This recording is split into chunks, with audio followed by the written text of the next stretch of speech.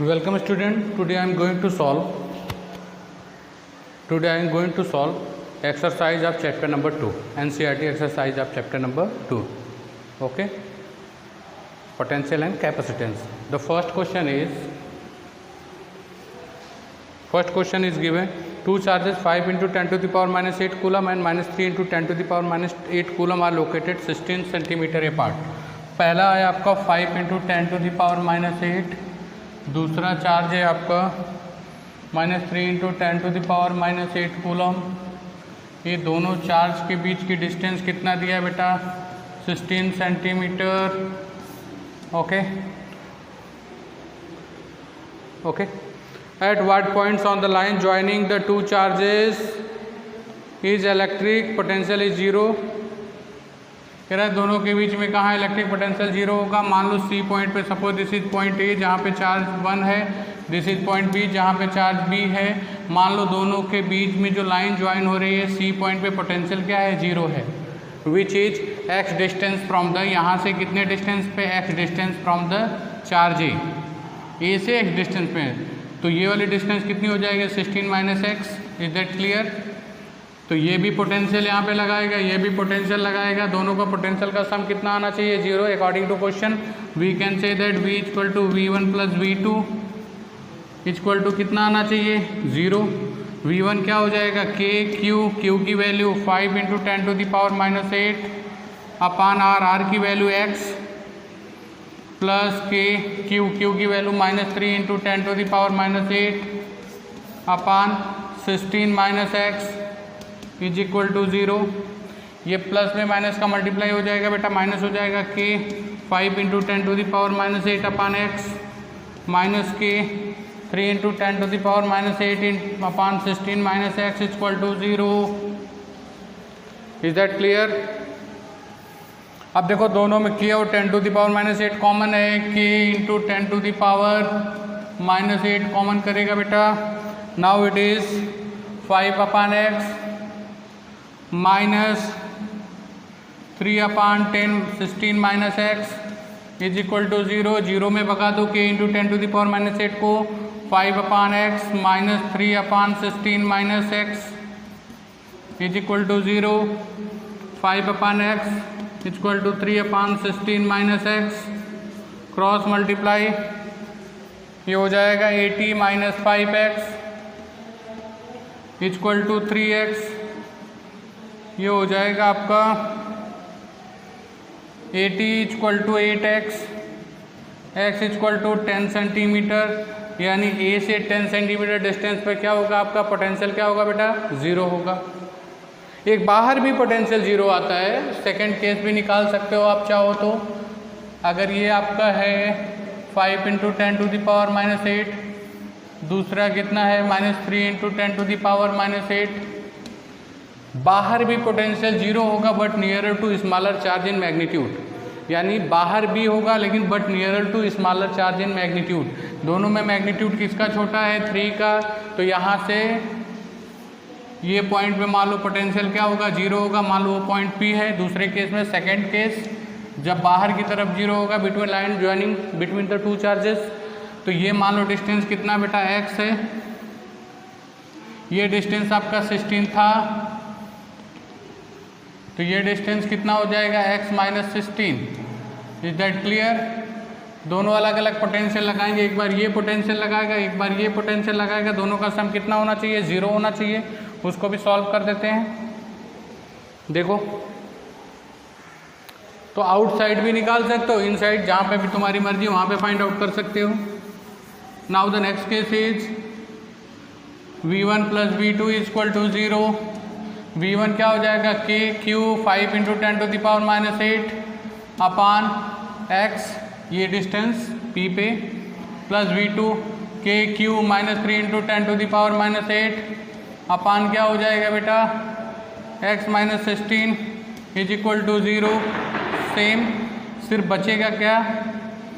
5 upon x minus 3 upon x minus 16 is equal to zero, क्योंकि k into 10 to the power minus 8, k into 10 to the power minus 8 common करके zero में भगा दो, तो हो जाएगा 5 upon X 3/x-16 cross multiply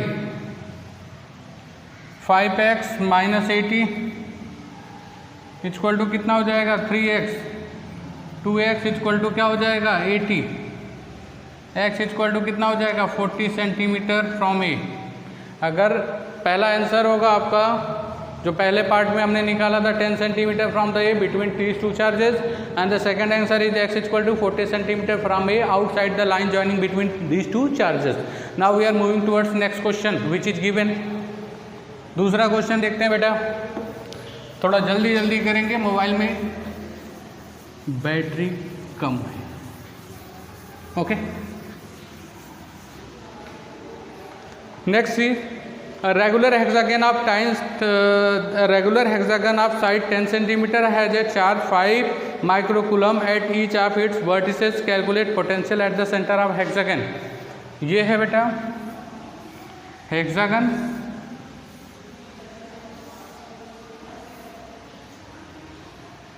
ये हर A B C D E F हर एक वर्टिसेस पे चार्ज कितना है बेटा, सेम चार्ज है, विच इज इक्वल टू कितना दिया है 5 माइक्रोकूलम, 5 × 10⁻⁶ कूलम, और हर एक साइड कितना दिया है बेटा 10 सेंटीमीटर। रेगुलर हेक्सागन साइड बराबर होगी, तो सबसे पहले वर्टिसेस का डिस्टेंस निकाल लो। ये वर्टिसेस से डिस्टेंस होगा, सारे वर्टिसेस का डिस्टेंस क्या होगा सेंटर से सेम होगा बेटा। ओके, ये आपकी साइड कितनी है 10 सेंटीमीटर।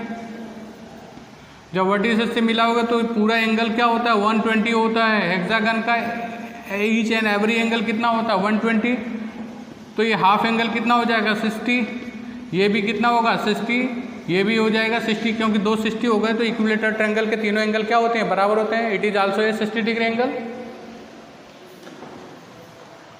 यानी ये साइड भी कितनी हो जाएगी बेटा 10 सेंटीमीटर। यानी हर एक साइड से रेगुलर हेक्सागन का वर्टिसेस, रेगुलर हेक्सागन का वर्टिसेस उसके सेंटर से हमेशा इक्वल डिस्टेंस पे होगा। वो किसके बराबर होगा 10 सेंटीमीटर, किसके बराबर साइड के बराबर। तो क्या हो जाएगा पोटेंशियल सेंटर पे चाहिए, तो ये भी पोटेंशियल लगाएगा, ये भी लगाएगा, ये भी लगाएगा, ये भी लगाएगा, ये भी लगाएगा, ये भी लगाएगा, सब लगाएंगे तो टोटल पोटेंशियल कितना हो जाएगा 6 × KQ/R। R मतलब वर्टिसेस की सेंटर से distance, V equal to 6, K की जगह 9 × 10⁹, Q की वैल्यू 5 × 10⁻⁶, 6 क्योंकि 6 टाइम हो जाएगा पोटेंशियल ऐड हो जाएगा, और डिस्टेंस 10 सेंटीमीटर 10 × 10⁻² मीटर में चेंज कर दोगे, इसको सॉल्व कर दोगे आंसर आ जाएगा। Now we are moving towards third question.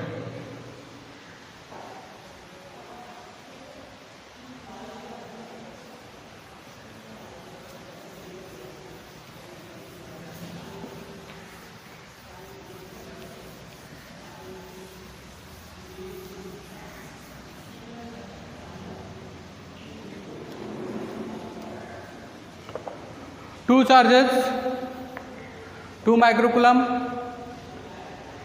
and -2 microcoulomb placed at point A, B 6 centimetre apart। ये आपका डिस्टेंस 6 सेंटीमीटर है बेटा।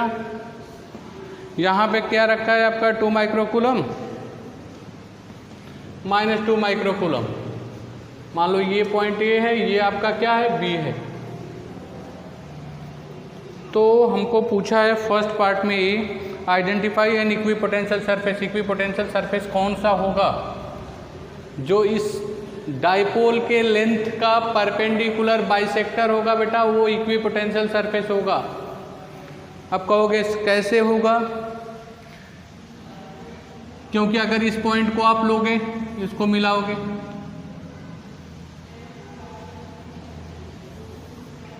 ये यहाँ पे पोटेंशियल लगाएगा, ये यहाँ पे पोटेंशियल लगाएगा, डिस्टेंस तो सेम होगा ना। इक्विलेटरल आपका अगर कोई भी अगर डाइपोल लेते हैं बेटा, इक्वेटोरियल प्लेन पे जो भी एक पॉइंट लोगे वो यहाँ से यहाँ पे इक्वल डिस्टेंस पे होगा। चार्ज का मैग्नीट्यूड सेम है तो ये भी पोटेंशियल लगाएगा पॉजिटिव, ये लगाएगा आपका नेगेटिव, यहाँ पे टोटल पोटेंशियल क्या हो जाएगा 0। फिर अगर यहाँ पे आप पॉइंट लोगे तो ये लगाएगा पॉजिटिव पोटेंशियल, ये उतना ही अमाउंट क्या लगाएगा नेगेटिव पोटेंशियल, अगेन क्या हो जाएगा आपका टोटल पोटेंशियल क्या हो जाएगा आपका 0 होगा। That's why the perpendicular bisector, the plane which pass through the perpendicular bisector is equipotential surface. वो क्या कहलाएगा बेटा, इक्विपोटेंशियल सरफेस कहलाएगा। Is that clear? Okay, now the B part is what is the direction of electric field at every point on this surface. Electric field का direction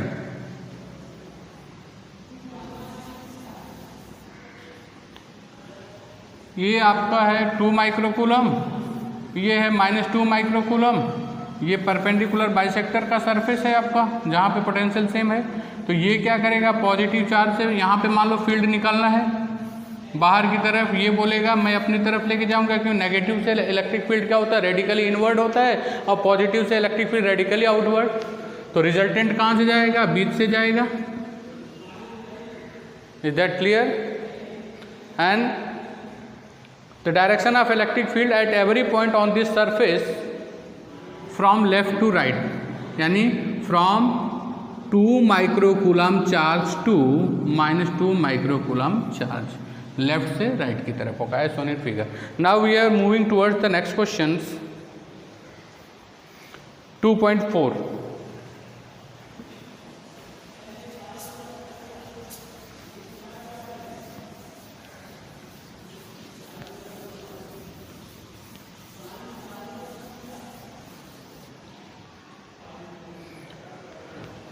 is a spherical conductor of radius 12 cm has charge 1.6 into 10 to the power minus 6 distributed uniformly on its surface. What is electric field inside the sphere? But a spherical conductor of radius uniformly distributed on its surface, यानी spherical cell की बात कर रहा है, सारे charge यहाँ पे distributed हो रहे हैं। तो पहले मेरे को इलेक्ट्रिक फील्ड कहाँ निकालना बेटा, इनसाइड। इनसाइड इलेक्ट्रिक फील्ड क्या होगी 0, क्योंकि जब मैंने स्फेरिकल सेल के लिए डेरिवेशन कराया था electric field due to spherical shell using Gauss law, तो पहला केस लिया था inside, second case outside, third case on the surface. क्योंकि इलेक्ट्रिक फील्ड इनसाइड क्या होगी बेटा 0 होगी, क्योंकि किसी भी स्फेरिकल सेल के अंदर इलेक्ट्रिक फील्ड क्या होती है 0 होती है। मैंने उसके लिए बताया था कि एक गॉसियन सरफेस पी लेंगे, उसको डॉटेड लाइन से करेंगे, फिर गॉस लॉ अप्लाई करेंगे E.ds Q/ε0, और गॉस लॉ उसके लिए ट्रू होता है कि total flux associated through any close surface is 1/ε0 times of total charge enclose by the surface. तो अब चूंकि इसके अंदर जो मैंने यहाँ पे इनसाइड P पे निकालना है, सपोज ये सेंटर है, ये कहाँ पे है P पॉइंट अंदर है। Is that clear? सपोज इसकी रेडियस r है, ये स्मॉल r है, r is less than r। लेकिन इस गॉसियन सरफेस के अंदर क्या कोई चार्ज है? नहीं, सारा चार्ज किधर है? बाहर है। That's why E.ds equal to 0। तो E इक्वल टू क्या होगा 0, सब इधर कर दो, E की वैल्यू क्या हो जाएगी 0। Is that clear? Now second, what is just outside the surface. Just outside the surface मतलब एट द सरफेस, तो क्या हो जाएगा आपका potential V equal to KQ/R। Potential निकालना है electric field just outside the sphere, sorry sphere के बाहर निकालना है इलेक्ट्रिक फील्ड। ये अंदर तो 0 हो गया, बाहर क्या हो जाएगा KQ/R²। सेम फार्मूला, आप डेरिवेशन पे जाओगे थ्योरी लेक्चर में तो आपको मिलेगा K9 × 10⁹। Q की वैल्यू कितनी है बेटा 1.6 × 10⁻⁷ अपॉन R²। रेडियस कितना जस्ट आउटसाइड का मतलब ऑन द सरफेस 12 सेंटीमीटर, 12 × 10⁻² का whole square. Solve and get the answer. V नहीं बेटा E। यूनिट क्या होती है न्यूटन पर coulomb. And the third one is at a point 18 centimeter from the sphere, C point के लिए क्या हो जाएगा, K Q upon R square, surface के लिए आर हो जाएगा। Same 9 into 10 to the power 9 into 1.6 into 10 to the power -7 upon 18 centimetre, 18 into 10 to the power -2 का होल स्क्वायर। सॉल्व करोगे आंसर आओगे, आंसर पाओगे। द यूनिट इज न्यूटन पर coulomb. Is that clear? Okay. तो next में आज मैंने कितने एग्जाम्पल कराए, एक्सरसाइज 3 या 4 सपोज हो पाए, और नेक्स्ट में हम सारे एग्जाम्पल्स या एक्सरसाइज इसके सॉल्व करा देंगे। After that we are going for 3rd chapter. Okay, आज के लिए इतना ही। Okay, thank you.